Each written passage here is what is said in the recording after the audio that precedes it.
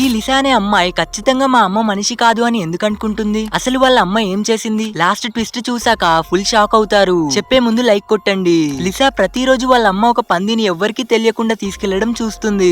కానీ ట్విస్ట్ ఏంటంటే ఇంటికి వచ్చేటప్పుడు ఆ పంది ఉండదు. ఇంకా వాళ్ళ అమ్మ బట్టలకి మొత్తం రక్తం. అప్పుడే లిసాకి డౌట్ స్టార్ట్ అవుతుంది. ఖచ్చితంగా ఏదో తేడా జరుగుతుందని. మరుసటి రోజు అమ్మ వెళ్ళగానే తెలియకుండా కార్ వెంటే ఫాలో అవుతుంది. కానీ లాస్ట్ కి బ్రీతింగ్ ప్రాబ్లం ఉండడం వల్ల ఒక్కసారి ఆగిపోగానే కార్ మిస్ అవుతుంది.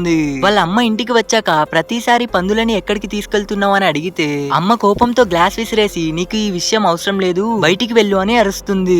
కానీ లిసాకి ఇప్పుడు కన్ఫర్మ్ అమ్మ నా దగ్గర ఏదో ఘోరం దాస్తుందని. మళ్ళీ రిస్క్ తీసుకుని కార్ వెంటే దాక్కొని ఫాలో అవుతుంది. అప్పుడే ఒక ట్రూత్, అమ్మ పందులని సిటీకి కాదు ఒక అడవిలోకి తీసుకెళ్తుంది అని ఆలోచిస్తుండగా వెనక నుండి వాళ్ళ తాత వేరే వాళ్ళ పని మీద దృష్టి పెట్టకుండా చీకటి అవ్వక ముందుకే ఇంటికి వెళ్ళు అంటాడు. కానీ ఈసారి వాళ్ళ అమ్మ ఇంటికి వచ్చేటప్పుడు 6 నెలల క్రితం మిస్ అయిన లిసా నాన్నని తీసుకొస్తుంది.